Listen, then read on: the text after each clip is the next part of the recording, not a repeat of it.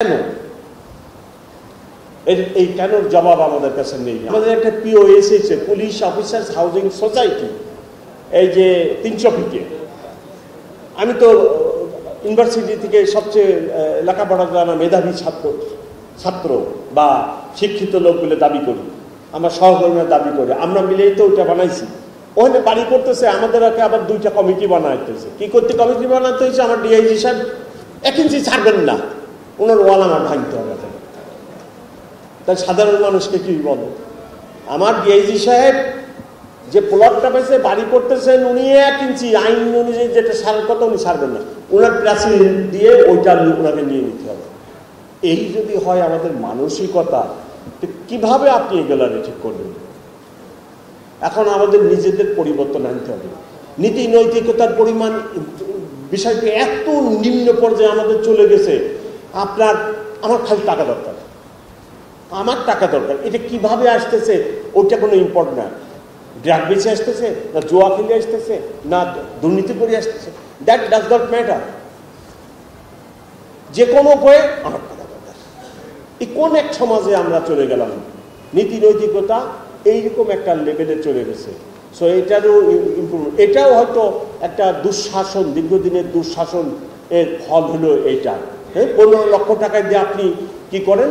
15 লক্ষ টাকা দিয়ে আপনি কুরবানির ছাগল কিনে আনেন। আমি এই বাসায় বাস করি, আমি একজন সরকারি কর্মকর্তা, আমার ছেলে 15 লক্ষ টাকা দিয়ে ছাগল কিনে এনে, আমি একটিবার ভাবি না যে ওই আমার প্রতিবেশী কি ভাবতেছে যে আমি 70,000 টাকা বেতনের চাকরি করি আর আমি 15 লক্ষ টাকা দিয়ে আমার ছেলে ছাগল কিনে চলে। এগুলোকে আপনি কোথায় যাবেন বলেন? যাওয়ার একটা জায়গা দেখান আমার, যে আমি ওখানে যাই। এই হলো আমাদের দেশের নীতি নৈতিকতার অবস্থান। মানুষের বিসিএস পাস করে আপনার ইউনিভার্সিটি থেকে যারা ফার্স্ট ক্লাস ফার্স্ট হচ্ছে, আগে তারা টিচার হতো। টিচার কি হবে রে বাবা তুমি? আমি টিচার, হয় ইউনিভার্সিটি টিচার হবো, না কলেজের টিচার হবো, না স্কুলের টিচার হতো। এখন কি আমি কাস্টমস, আমি ট্যাক্স, আমি পুলিশ, এইগুলো হবো। কি কারণ? আপনারা তো সহজেই বুঝতেছেন কারণ।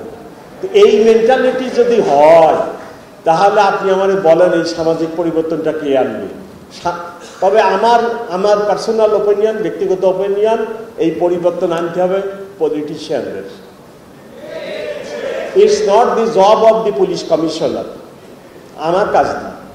এই কাজ পলিটিশিয়ানদের। ওনারা কিভাবে এইসব পরিবর্তন আনবেন, ওনারা মাথা ঘামান। আমাদের কাজ এটা না। ওনারা হলো একটা বাসের ড্রাইভার আর আমরা হলাম প্যাসেঞ্জার। এখন উনি গাড়ি চালায়, বাসটা চালায়, যেখানে নিয়ে যায় আমাকে তো ওইখানেই যেতে হবে। তা আমি প্যাসেঞ্জার হিসেবে তো আর এই গাড়ি ইচ্ছা মতো যেখানে খুশি নিতে পারবো না। পলিটিশিয়ানস আর দি কি বলেন, ড্রাইভিং সিটে, আপনার ড্রাইভিং সিটে, আর আমি প্যাসেঞ্জার। এখন আপনি যেখানে নিয়ে যাবেন, নরকে নিলে আমাকে নরকেই যেতে হচ্ছে।